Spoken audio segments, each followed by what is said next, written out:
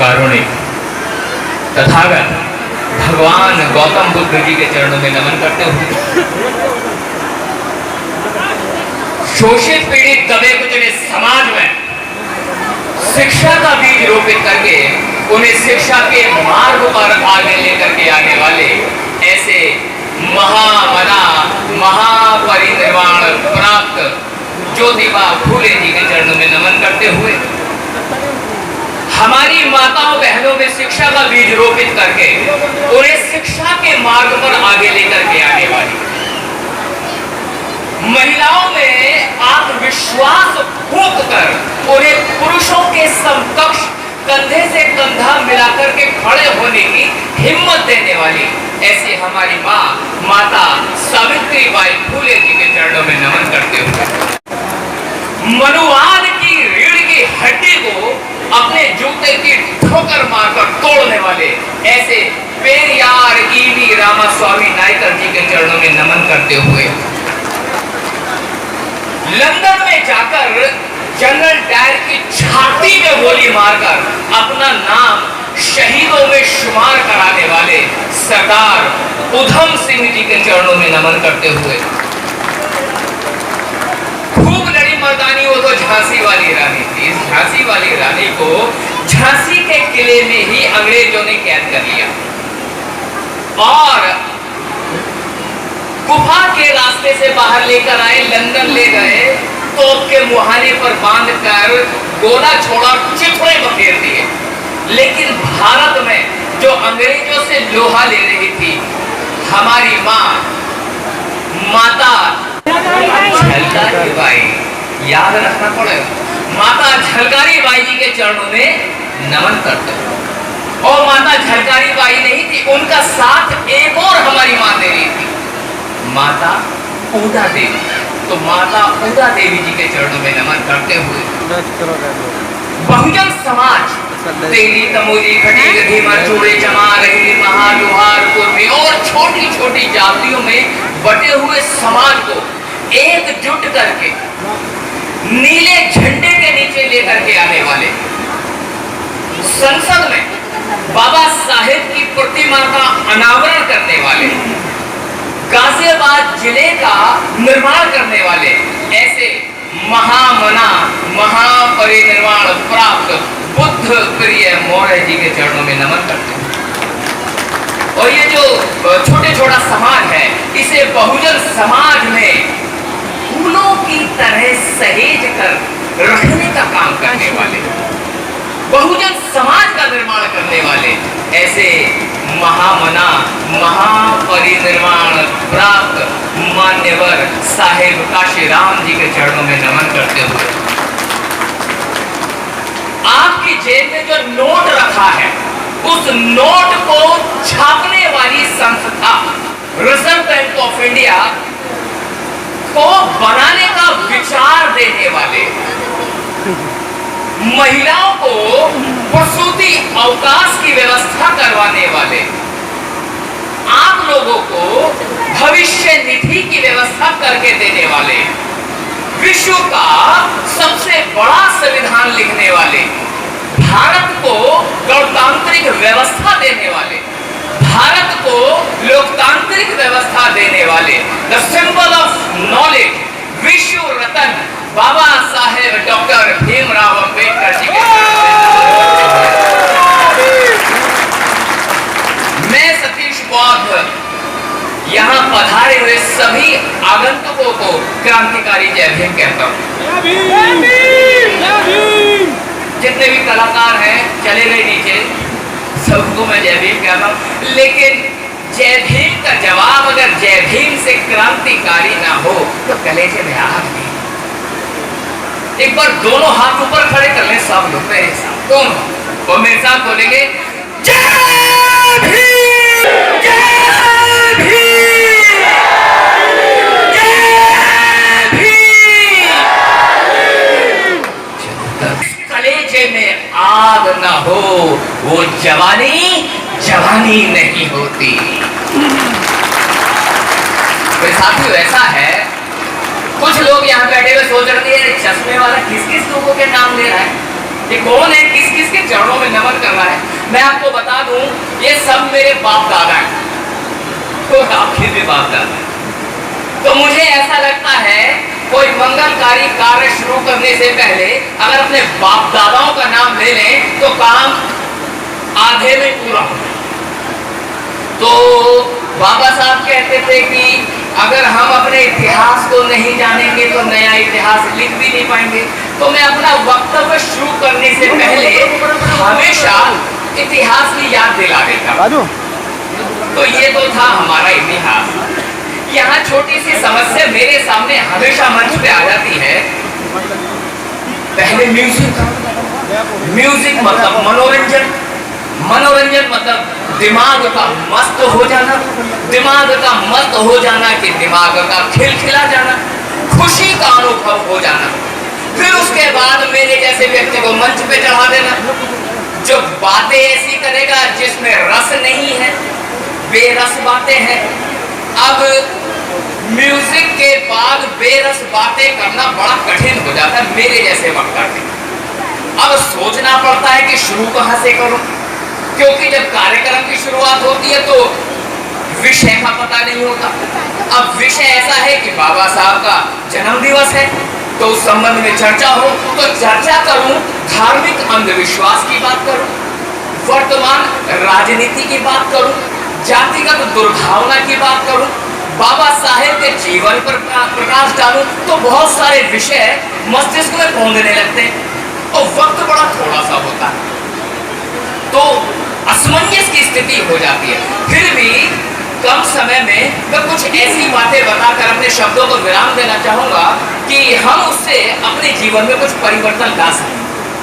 हुआ यूं, एक बार एक विशालकाय हाथी एक दलदल में धंसता जा रहा। ध्यान से सुनिएगा, बात बड़ी गंभीर है। विशालकाय हाथी एक दलदल में धीरे धीरे धीरे धंसता जा रहा, निकलने का बड़ा प्रयास कर रहा है, बड़ा ही छटपटा रहा है, सूंड हवा में उठाता है और चिंगारना शुरू करता है, लेकिन सारा प्रयास विफल हो जाता है। पूंछ हिलाने लगता है, अपने हाथ पैर चलाने लगता है, लेकिन विशालकाय हाथी अपने आप को उस दलदल से बाहर निकाल नहीं पाता। जद्दोजहद में प्रयास करना भी छोड़ने की स्थिति आ जाती है।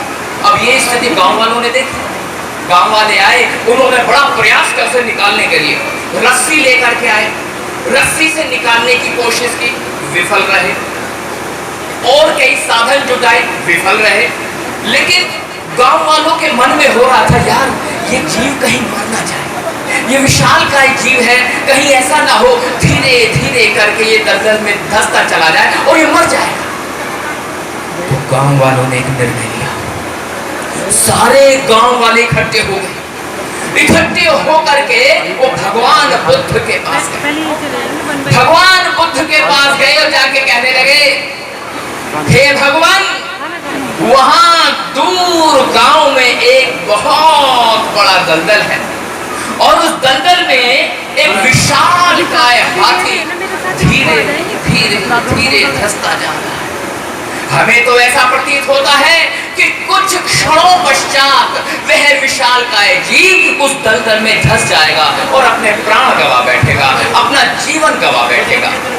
बुद्ध विशाल हृदय से, करुणामयी व्याख्यान से, करुणामयी विचारधारा से ओतप्रोत मस्तिष्क, ऐसा व्यक्तित्व जिसके हृदय में बंधुत्वता का भाव परंपरागत निहित होता है। जब वाणी से शब्द निकलते हैं तो बड़े ही मधुर शब्द निकलते। तो बुद्ध ने कहा, क्या मैं जान सकता हूं कि ये हाथी कौन है? मैं आपकी जानकारी के लिए बताता हूं, उस जमाने में जब युद्ध होता था तो युद्ध में हाथी सबसे आगे होते थे, तो हाथियों को उत्तेजित करने के लिए ढोल बजाए जाते थे, नगाड़े बजाए जाते थे, बड़ी बड़ी नबीरियां बजाई जाती थी, बड़ी बड़ी शहनाइयां बताई जाती थी। तो कंवरों ने कहा, हे महामना, हे भगवान, वो तो विशाल काय जीव योद्धा है, युद्ध का हाथी है। तो बुद्ध ने कहा, जाओ जाओ और जाकर उसके सामने उन्हीं ढोल और नगाड़ों को बजाना शुरू करो जो ढोल और नगाड़े युद्ध के समय बजाए जाते हैं। जानते हो क्या हुआ? गांव वालों ने वही नगाड़े बजाने शुरू किए, वही ढोल बजाने शुरू किए। ढोल की आवाज वातावरण में गूंजने लगी, शहनाइयां वातावरण में गूंजने लगी, और जैसे ही वो आवाजें उस विशालकाय हाथी के कानों में अंदर पहुंची, मस्तिष्क जैसे काम करना शुरू कर चुका था, जैसे शरीर में रवानी आनी शुरू हो गई थी, जैसे खून का दौरा बढ़ने लगा था, पूंछ हिलने लगी थी, सूंड हवा में उठने लगी थी, शरीर में कंपन पैदा हो गई, शरीर विशालकाय शरीर हिलने लगा, और एक हिम्मत लगा करके वो हाथी दलदल से बाहर आ गया। जानते वो हाथी कौन है? वो हाथी और कोई नहीं है, ये विशालकाय समाज ही वो हाथी है जो जातिवाद के दलदल में धंसा हुआ है, जो अंधविश्वास के दलदल में धंसा हुआ है, जो धंसा हुआ है गरीबी के दलदल में, जो धंसा है बेरोजगारी के दलदल में। और याद रखिए, ये जो कार्यक्रम मोनी भाई ने यहाँ किया है और जो मैं यहाँ चिल्ला रहा हूँ, ये वही ढोल बजाए जा रहे हैं जो उस हाथी के सामने बजाए जा रहे हैं, ये वही नगाड़े बजाए जा रहे हैं जो उस हाथी के सामने बजाए जा रहे हैं। और मुझे पूरा भरोसा है, अगर मेरे द्वारा बजाए जाने वाले ढोल की आवाज आपके कानों तक पहुंच गई तो मुझे पूरा भरोसा है कि शरीर में रवानी आनी शुरू हो जाएगी, खून का दौरा बढ़ना शुरू हो जाएगा, वापस शरीर में चेतना पैदा हो जाएगी, मन मस्तिष्क का संबंध जुड़ जाएगा, और आपकी विचारधारा बाबा साहब डॉक्टर भीमराव अंबेडकर की विचारधारा से जुड़ जाएगी, और ये विशालकाय हाथी उस दलदल से जरूर बाहर निकल आएगा, जरूर निकल आएगा। तो मैं उम्मीद करता हूं कि इस दलदल से निकलना जरूरी है। अब सवाल यह है, वो दलदल क्या है?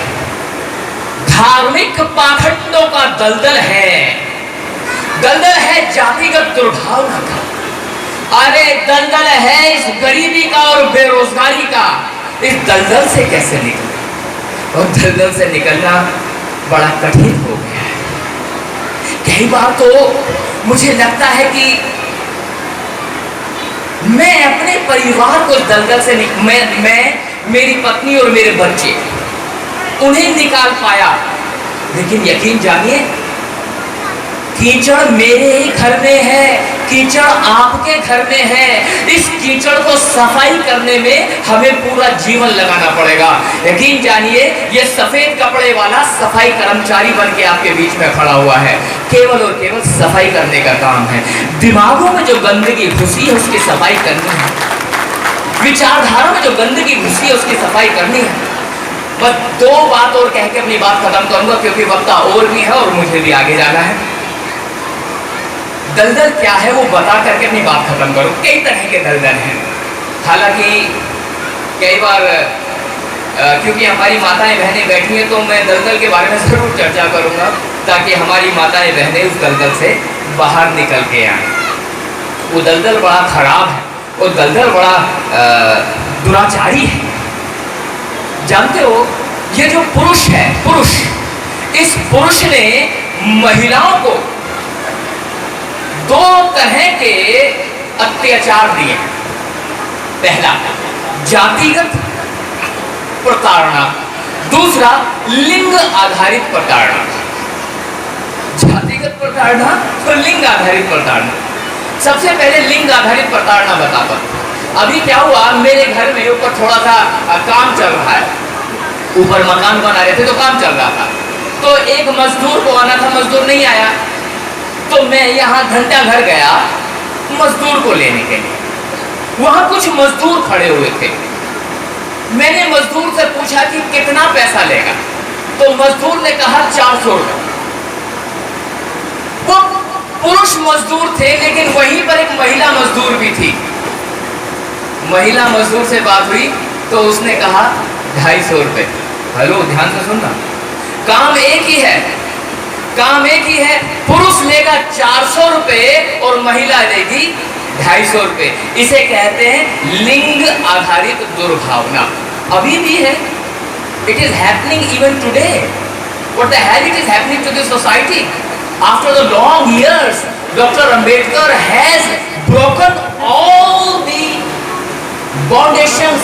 उसके बावजूद भी अभी भी तो देखो, मजे की बात, यही बात नहीं रुकी, बात और आगे बढ़ी। ये जो पुरुष है, ये पुरुष इतना जहरीला था कि अगर महिला घर से बाहर जाती है तो उसे ये पता होना चाहिए था कि महिला घर से निकली या नहीं निकली, तो क्यों निकली। तो उसने उसके पैर में कुछ ऐसी चीजें बांधी जिसकी आवाज से पता चल जाए कि औरत घर से बाहर निकल रही है। उसको नाम बाद में दिया गया पाजेब। वो पैरों में बंधन बांधे गए, आज वो नारी का श्रृंगार बन गया। इसे कहते हैं क्लासिकल कंडीशनिंग। जब गुलामी में मजा आने लगे, जब गुलामी में मजा आने लगे, वह सबसे खतरनाक स्थिति होती है, सबसे खतरनाक। बंधन इसलिए बांधे गए ताकि महिला के आवन जावन का पता चले, वो घर से बाहर ना निकले। वो बाहर निकलेगी तो कारीगर बन जाती। कारीगर पुरुष ही बना। देखो ना, महिला घर में रोटी बनाती है, लेकिन बड़े बड़े शेफ, बड़े बड़े हलवाई पुरुष हैं। बड़े बड़े हलवाई पुरुष हैं। महिलाओं को मौका ही नहीं दिया पुरुषों ने। मजे की बात, महिलाओं को घर में रखा, एक भी महिला सुनार, सोने के आभूषण बनाने वाली नहीं बन पाई। एक भी महिला लोहार, लोहे को पीट कर उसका आकार बदलने वाली नहीं बन पाई। एक भी महिला मकान बनाने वाली नहीं बन पाई। एक भी महिला इलेक्ट्रीशियन नहीं बन पाई। एक भी महिला मूर्तिकार नहीं बन पाई। एक भी महिला मोटरसाइकिल सुधारने वाली नहीं बन पाई। एक भी महिला साइकिल सुधारने वाली नहीं बन पाई। इसका मतलब क्या हुआ, सारी की सारी कारीगरी पुरुष ने अपने पास रखी। कहीं ऐसा ना हो महिलाओं ने कारीगरी सीख ली तो हमारे सामने खड़ी हो जाएगी, कंधे से कंधा मिलाएगी और हमारे से प्रतिस्पर्धा करेगी। और सोच के देखो पुरुषों ने क्या कर दिया। बाबा साहब ने तो केवल जातियों की बात की थी, जाति भेद खत्म करने की बात की थी, और हमने क्या कर दिया, जाति भेद तो खत्म किया नहीं, लिंग भेद और बढ़ा दिया। तो मैं अपनी माताओं बहनों से निवेदन करता हूं कि हमारी माताएं बहनें किसी भी पुरुष से कम नहीं हैं। हमें अपनी बहन बेटियों को पूरा हक देना होगा कि वो उस मार्ग पर आगे निकले जिस मार्ग पर बाबा साहेब डॉक्टर भीमराव अंबेडकर हमें ले जाना चाहते थे। मोनी भाई, मैं उम्मीद कर रहा हूं कि मैं समापन कर लूं अपने वक्तव्य का।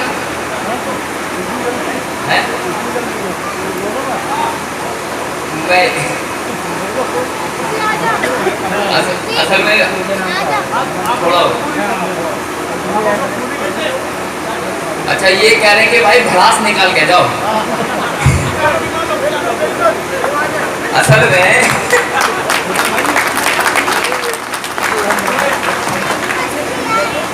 भाई बातें बहुत सारी, एक आखिरी बात कहकर नहीं बात खत्म कर दूंगा, लंबा नहीं खींचूंगा, है ना।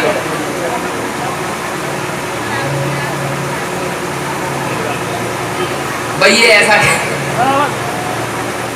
असल में मैं उन बातों से बचना चाह रहा हूँ किसी तरह से, मतलब मेरा इंतजाम ना हो जाए कहीं। मैं बात को बता रहा हूँ, सीन क्या है, मेरे घर में मेरी घरवाली मुझसे कह रही है कि ऐसा है किसी दिन तुम्हें कोई खो देगा पकड़ कर।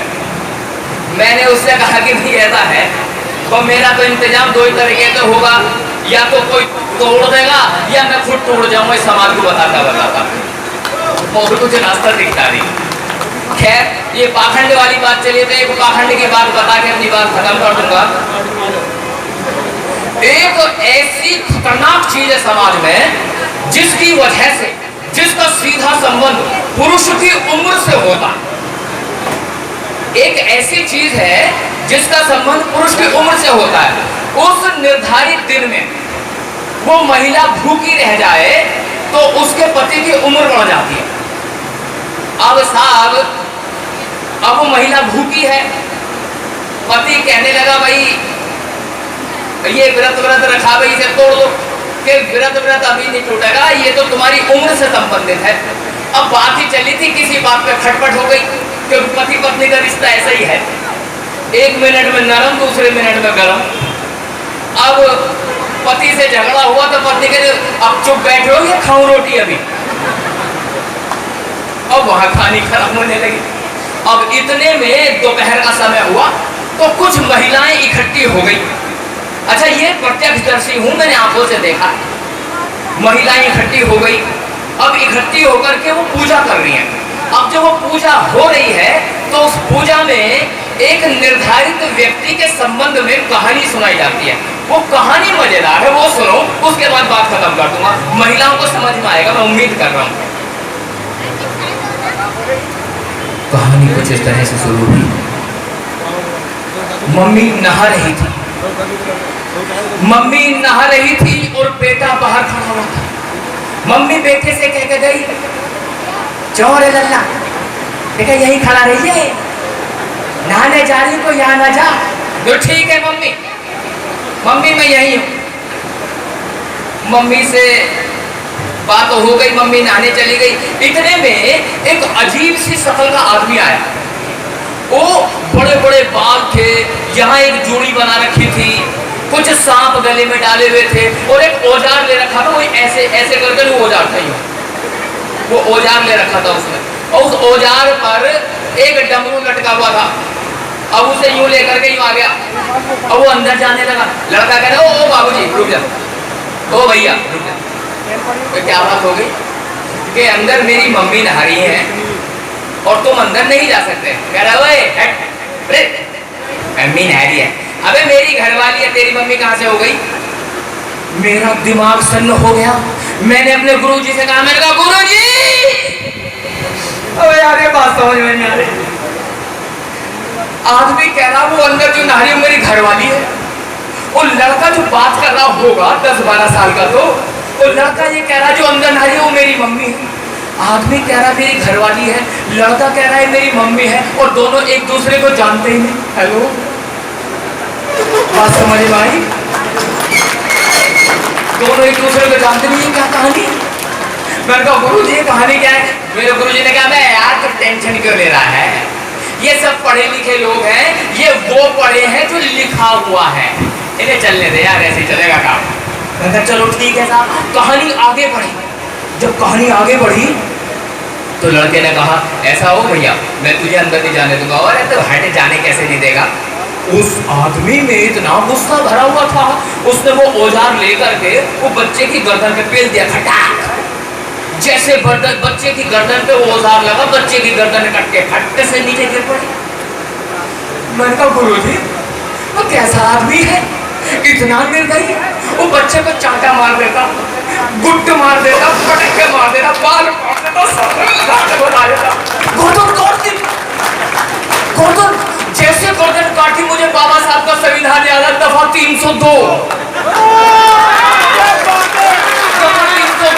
अगर उस समय बाबा का संविधान होता तो वो आदमी कहाँ होता?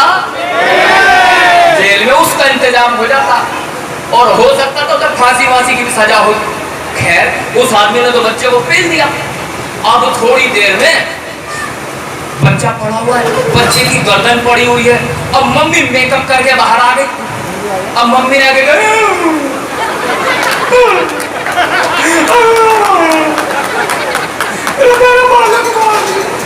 बालक मार दिया। किसका बालक? अरे तुम्हारे तो। हेलो, मतलब घरवाली कह रही है तुम्हारा ही बच्चा, और घरवाले को पता ही कौन ही। क्या थिएटर है, क्या थिएटर है? मैंने कहा उस्ताद जी बाबा चल कह रहा। अबे कहानी समझ में क्या रही? कह रहा भाई ऐसा है, ये काम पढ़े लिखों का है, इन पढ़े लिखों ने वो पढ़ लिया जो लिखा हुआ है, तो तू ऐसे ही रहते यार, छोड़ बात ऐसे ही रहने दी। अब साहब घर वाले कहने लगे ऐसा है कि देखो कुछ भी है, तुम्हें मेरे बच्चे को ठीक करना पड़ेगा। तो उस औजार वाले आदमी ने कहा हाँ जी बिल्कुल ठीक करेंगे, रुक जाओ अभी।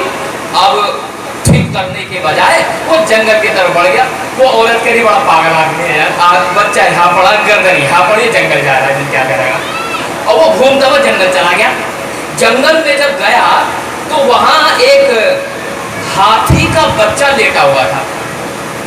अब हाथी का बच्चा कुछ इस तरह से लेटा हुआ था कि हाथी के बच्चे की मम्मी की कमर हाथी के बच्चे की कमर की तरफ थी, मतलब दोनों कमर करके एक तरफ लेटे हुए थे।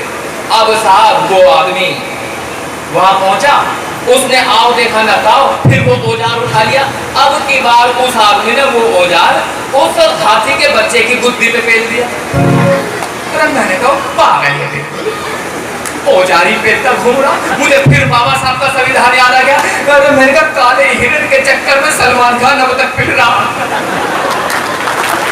और फिर इसका क्या हाल होता अगर बाबा साहब का संविधान होता। खैर कोई बात नहीं। अब उस आदमी ने उस हाथी के बच्चे की गर्दन काट दी। हेलमेट देखा, हेलमेट जो पकड़ते हैं हेलमेट, उसने उस गर्दन को यूं लपेट लिया है।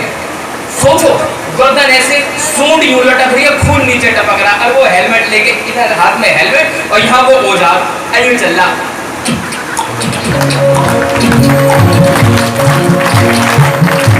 मजे ले रहा।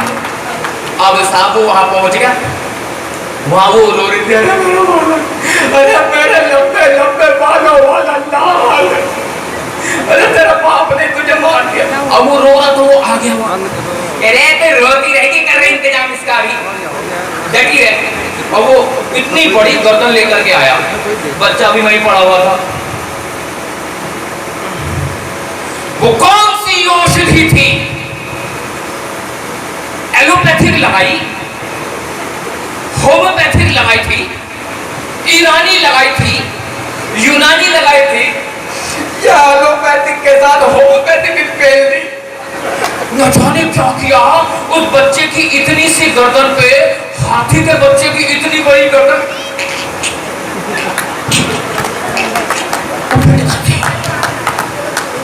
बच्चे की गर्दन पे हाथी की गर्दन फिट हो गई। मतलब मैं ये सोच रहा था, मैंने कहा गुरुजी अब क्या डेटर है, अगर यहाँ घूमते हुए कुत्ते की गर्दन काट दे और मेरी गर्दन काट दे, और उस कुत्ते की गर्दन सतीश बौद्ध को लगा दे और सतीश बौद्ध की गर्दन कुत्ते को लगा दे, तो सतीश बौद्ध बन जाएगा जय भीम। लेकिन भाई साहब वो हाथी की गर्दन लगने के बाद पे हिंदी बोल रहा था भाई, पढ़ता हिंदी, कभी संस्कृत बोल रहा, कभी हिंदी बोल रहा। मैंने गुरुजी से कहा यार गुरुजी एक बात समझ में नहीं आई, अगर वो इतना ही बड़ा सर्जन था, इतना ही बड़ा चमत्कारी आदमी था, तो एक काम बताओ यार, हाथी के बच्चे की गर्दन क्यों काटी थी? वो बच्चे की गर्दन भी तो वहीं पड़ी थी और उसे उठा के साइड कर देता। और वो बालक ना इंसानन में छोड़ा, ना ही जानवरन में छोड़ा, बालक का नाश कर दिया। अब आप सोचो, थोड़ा दिमाग मैंने थोड़ा मक्खन लगाया तो मजा आ गया होगा, हंसी आ गई होगी, लेकिन ये सीरियस बात है। सोच के देखो, क्या कुत्ते की गर्दन सतीश बौद्ध की गर्दन पे लग जाएगी? बोलो हाँ या ना? हाँ या ना? नहीं लगेगी। तो फिर उसकी कैसे लग गई भाई? दिमाग तो लगाओ, सोचना तो पड़ेगा ना। मतलब इतनी बड़ी मूर्खता कब तक चलेगी? कब तक? एक बार बगान में कैलाश नगर में आया हूँ, ये मेरी बहन बेटी, माताएं बहनें, पुरुष, मेरे भाई सारी सब बैठे हैं। आपके सामने कह रहा हूँ, अगर मैंने आपके घर में नहाती हुई बहन बेटी को उसके कपड़े खा लिए, उसे लुक छुप कर देख रहा हूँ, बताओ तुम मेरे साथ क्या करोगे? ढंग से धो दोगे, गुड्ड बजाओगे, लठ बजाओगे, मुंह फोड़ दोगे, मेरी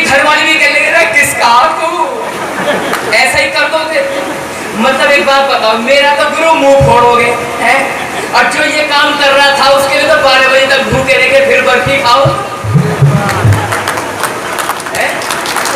ये दोगला चरित्र समझ में गया। मतलब मेरा मुंह फूट है, मेरा गुट बजेंगे और उसकी तस्वीर पे मालाएं लगाई जाएंगी, फोटो लगाए जाएंगे। बर्फी भाई साहब मावा महंगा हो जाता उसे, मावे की बर्फी लड्डू खा रहे हैं और मतलब हमारी पिटाई होगी। एक बार ऋषि दुर्वासा, द्रौपदी का नाम सुना आपने?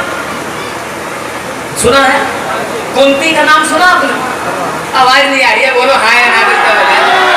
हाँ में हाँ का देना एक ना देना दो, प्यार मोहब्बत होने तो लेपर। कुंती के घर एक ऋषि आ गया, उसका नाम था ऋषि दुर्वासा। वो बड़ा बुझैल आदमी था। अब वो ना जाने क्या बात थी, खुश हो गया। अब जब खुश हो गया तो उसने कहा कि मैं तेरे को एक मंत्र दे के जाऊंगा और मंत्र जैसे ही पढ़ेगी तो तू किसी भी देवता को बुला ले। अब उसने मंत्र दे दिया। अब आप किसी को नई चीज मिल जाए तो मन में ऐसा लगे साले को भीतर करने भाई पता नहीं क्या आया, ऐसे उचंग सी उठी है मन में, तो साले क्या है देखा तो आज। और वो मजे मजे में कुंती ने मंत्र पढ़ दिया। वो मंत्र क्या पढ़ा, वो तो स्मार्टफोन बन गया। ऐसे विजिट खुल गए, सूर्य देवता, अग्नि देवता, बुध, शुक्र, शुक्र चार, इसका चार, उसका चार, यहाँ का चार, वहां का चार, इतने सारे खुल गए। उनने सूर्य देवता बटन दबा दिया। जैसे सूरज का बटन दबा, सूरज वहां हाजिर हो गया। सूरज ना जो साइकिल के टायर सुधारे, सूरज वो जो चमके चांद के धोरे जो वो वाला सूरज। और भैया वो वहां पे आ गया। जो हाँ बता बेटी क्या चाहिए? तो अजी ओ भैया, अजी मैं तो वैसी कर रही थी, मैं तो वैसी मंत्र पढ़ दूं। मंत्र था, अब तो मैं आ गया, तो मैं तुझे कुछ दे के जाऊंगा। नो जी जो देना जल्दी दे दो, पर तुम जाओ यहाँ से। मैं तुझे एक पुत्र देकर जाऊंगा। कुंती के चिमटे टेढ़े हो गए, कुत्ते फेल हो गए, सारी स्प्रिंग खिंच गई। अब कुत्ते ओ भैया, ओ बाबू जी, अब मेरा तो ब्याह में ना, ओ भैया मेरा धोखे लौटा दे, ओ भैया लौटा तो भैया मेरा ब्याह जो इंतजाम सब हो जाएगा, सब टेंशन मत ले। राजा ने उसने क्या कहा, वो कौन सी औषधि थी, शल्य चिकित्सा करी थी, ईरानी लगा दी, यूनानी लगा दी, और कुंती के कान में से बच्चा पैदा होगा, उसका नाम था कर्ण। मैंने कहा गुरुजी साला बालकों ने पैदा होने की जगह ही बदल दी।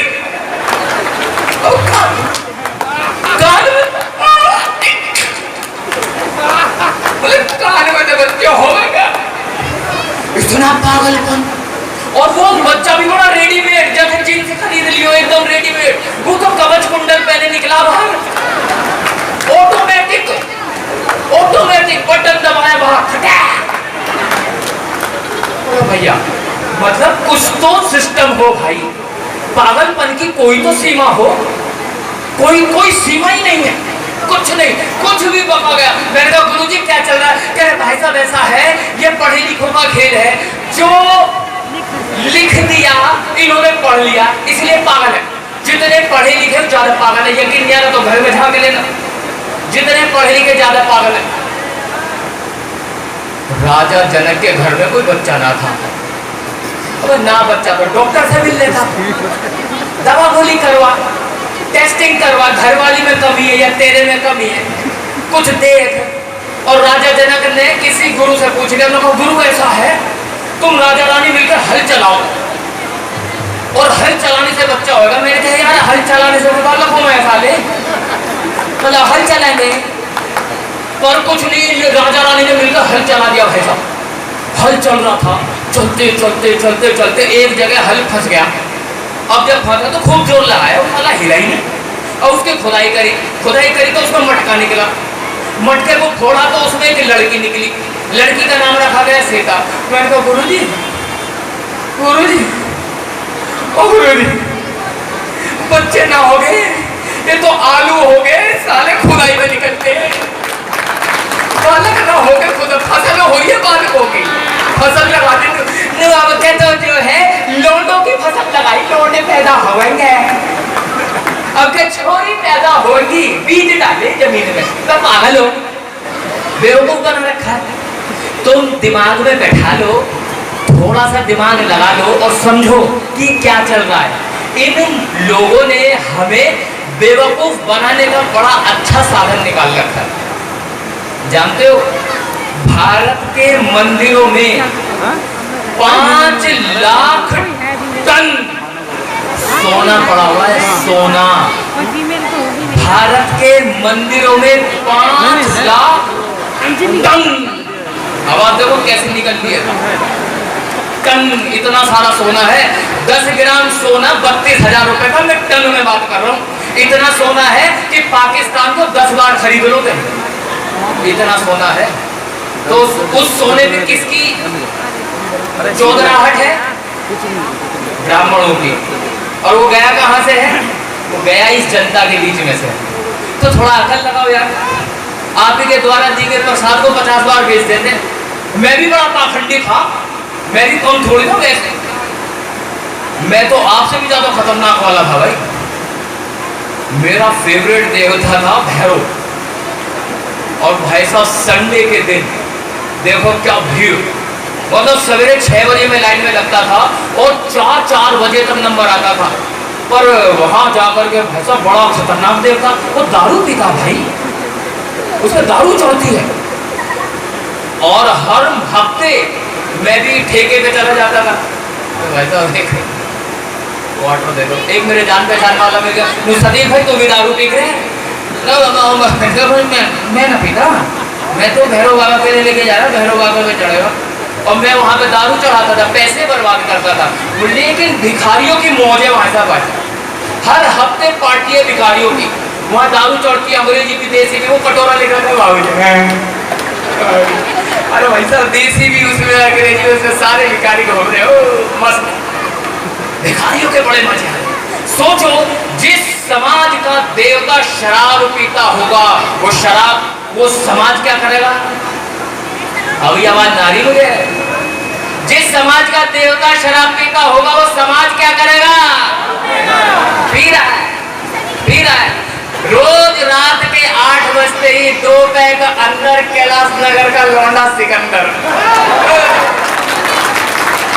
और मैंने अपनी आंखों से देखा, लड़का बाप को कूट रहा है, ले। मतलब दारू पीने के बाद यही पता नहीं बाप को मारा, और बहन के रो गई, और भैया पापा है, पापा ले, जिसने रोटी दी, कपड़े दिए, घर दिया, सर छुपाने का आसरा दिया, वो पापा को पेल दिया। पापा माँ को गाली दे रहा है, माँ जिसने 9 महीने पेट में रखा, 9 महीने, और इतना दर्द बर्दाश्त किया कि आपकी और मेरी 300 हड्डी एक साथ तोड़ी जा, तो जो दर्द हमें होगा वो माँ को होता है बच्चा पैदा करते समय। इतना दर्द लेती है वो माँ, और उसके बाद माँ को पेल रहा आदमी। यही कैलाश नगर में दिखा दूंगा मैं, यही गाजियाबाद के दीनागढ़ी, रामागढ़ी, प्राणगढ़ी, कल्लूपुरा, कालकागढ़ी, नायलान, पच्छादान, कैलाश नगर और दुनिया भर के अगर मगर नगर नगर सब में भरे पड़े। क्यों हो रहा है ऐसा? क्योंकि जैसे देवताओं को पूजोगे वैसे ही होते चले जाओगे। टाई वाले को पूछ के देखते पता चल जाएगा। टाई वाले को पूछते, तो जब दारू पीता होगा उसे आदर्श मानोगे तो घर में दारू आएगी, और किसी पढ़े लिखे को आदर्श मानोगे तो घर में शिक्षा आएगी। तो दारू चाहिए शिक्षा, दारू चाहिए शिक्षा, दारू चाहिए शिक्षा। शब्दों के साथ में सतीश बहुत अपनी बातें समाप्त करता हूँ। आप सभी का मुझे सुनने के लिए बहुत बहुत धन्यवाद। जिंदगी में दोबारा मौका दे दो, फिर तब के लिए नमः बुद्धाय, जय भीम।